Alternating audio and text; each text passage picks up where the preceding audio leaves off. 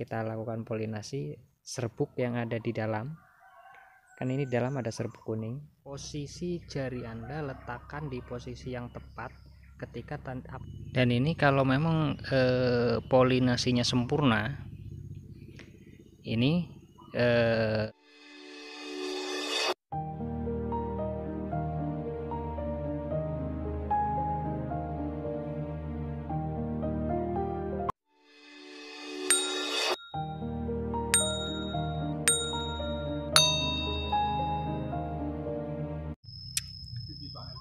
buah langka.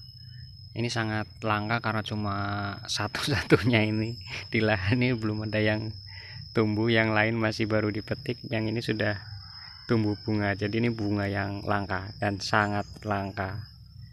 Ya coba kita polinasi besok, semoga nanti jadi ini bisa dipanen duluan nanti untuk musim berikutnya.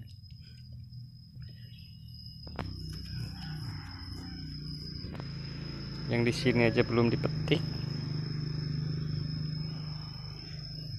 yang di sini udah tumbuh bunga. Masih musim hujan ini, belum saatnya dia untuk tumbuh bunga, tapi ada satu tandan yang udah tumbuh. Menyalahi aturan petani itu.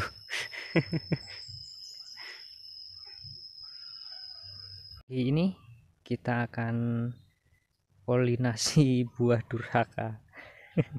Kenapa saya bilang ini buah durhaka? Karena yang lain belum tumbuh bunga, memang belum waktunya, ini masih musim penghujan ya. Yang dipetik aja masih ada yang kurang tua, masih ada yang saya sisakan beberapa batang yang belum saya petik biar nunggu sampai tua dulu. Nah ini di sini udah tumbuh bunga lagi, makanya saya bilang ini buah durhaka ya. Nah, kalau mungkin bisa disebutkan kayaknya saya petani yang kurang bersyukur, udah dikasih buah dibilang durhaka. Untung dia nggak marah, kalau marah mungkin nggak akan tumbuh lagi nih. Nah ini masih di musim penghujan, dan memang untuk waktu pembuahan di daerah saya ini nanti di bulan-bulan 7, bulan 8 sampai bulan 11. Nah ini masih di bulan 5 pertengahan, ini sudah tumbuh satu tangkai, tapi di satu tangkai ini hanya ditumbuhi dua tangkai buah, hanya 2 buah, dan di pucuknya udah habis. Oke, kita langsung lanjut ke proses polinasinya. Dan alat yang kita gunakan ini dia. Ini warisan dari Angling Dharma, Prabu Angling Dharma, keris sepuh gandring dari batang salak atau duri salak ya. Kenapa saya menggunakan duri salak ini? Karena permukaan kulit dari duri salak ini sangat halus, jadi tidak ketika kita lakukan polinasi, serbuk yang ada di dalam, kan ini dalam ada serbuk kuning, nah itu nanti tidak ketarik dari dengan alat ini. Kalau nanti serbuk yang ada di dalam ini ketarik, kalau alatnya kasar, misalkan kita pakai lidi nggak kita haluskan dulu, ketika kita polinasi biasa sering serbuk kuning itu terbawa alatnya itu sampai jatuh, dan itu dipastikan gagal. Oke, kita langsung lanjut ke proses polinasinya.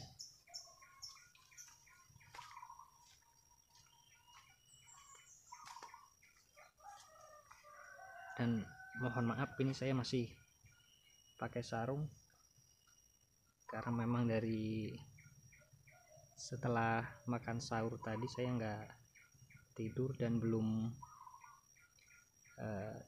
ganti pakaian, belum salin. Nah ini proses pertama yang harus dilakukan adalah pembelahan ininya, nggak tahu namanya, ini belah aja ini biar kelihatan bagian dalam yang ada pentolnya ini ya, terlihat ya. Ini kalau misalkan susah, Ini kita buang pun nggak masalah, yang penting ininya jangan sampai patah. Seperti ini kita buang. Nah, selanjutnya di bagian dalam ini ada lipatannya, ini dari bawah terus ke atas, lalu dia melipat ke bawah lagi, dan di bawah ini ada satu lagi benda yang bentuknya mirip seperti lidah. Nah, ini. Nah, serbuk yang saya maksud tadi, serbuknya ada di dalam lipatan yang atas, dan ini yang nggak boleh jatuh ya. Terlihat ya, ini.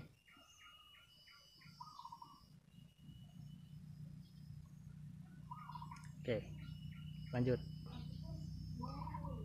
Posisi jari Anda letakkan di posisi yang tepat ketika nanti kalau si alat ini sudah masuk ke dalam, kita nggak perlu gerak terlalu banyak, gerak langsung kita tekan.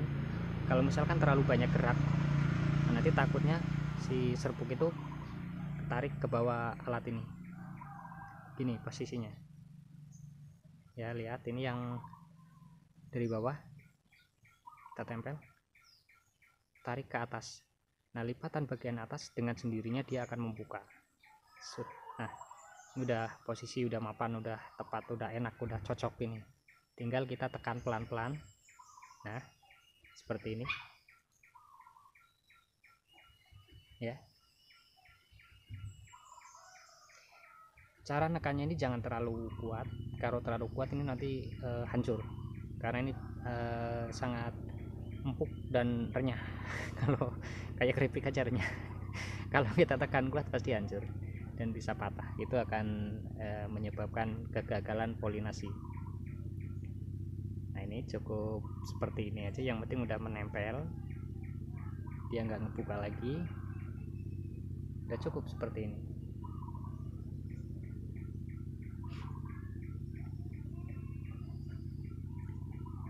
Dan alat yang kita pakai ini cukup kita tancapkan saja di sini untuk cadangan besok pagi, misalkan ada buah yang lain. Kalau ini cukup satu, jadi biarkan sampai nanti ada buah lain.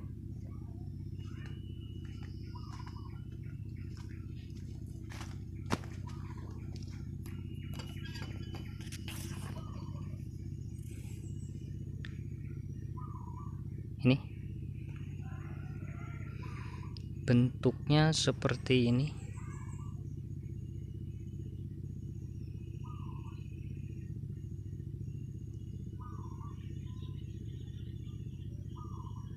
Kurang fokus gambarnya ya.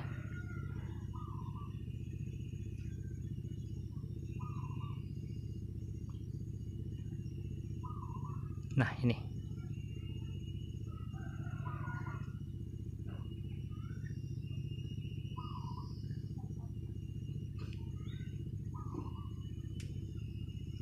seperti inilah kira-kira.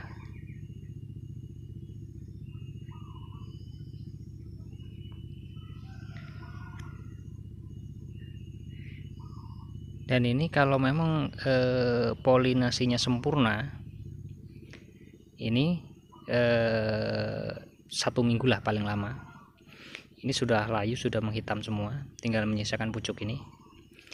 Dan pucuk ini biasanya kalau polinasinya sempurna, juga didukung dengan batang yang cukup sehat, ini sampai tua nanti ini nggak akan lepas bagian pucuk ini. Cuma kalau polinasinya kurang bagus, nanti setengah tua di usia 2-3 bulan ini lepas. Nah, kalau udah lepas di usia di atas 2 bulan, ini tetap aman, ini akan tetap jadi buah. Cuma lepasnya pucuk ini kalau dari polinasi itu belum ada 1 minggu, ini buahnya ini nggak akan jadi buah dan nggak bisa besar. Yang ada ini bakal rontok nanti dari sini, lepas dari tangkai, rontok.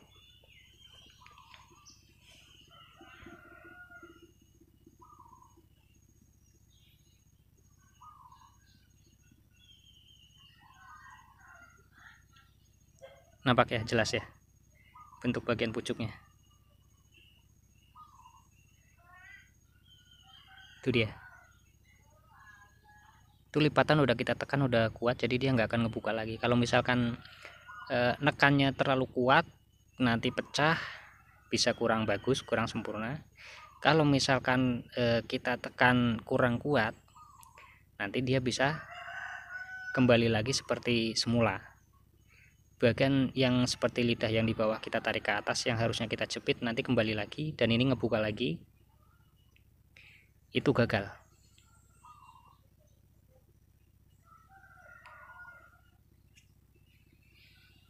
Oke, kita kembalikan lagi ke posisi semula. Dan itu karena masih terlalu kecil, satunya itu sekitar 3 hari lagi baru bisa dipolinasi, baru bisa mekar seperti ini. Oke, cukup sampai di sini dulu. Mudah-mudahan bisa dimengerti. Kalau ada yang kurang jelas bisa ditanyakan di komentar ya.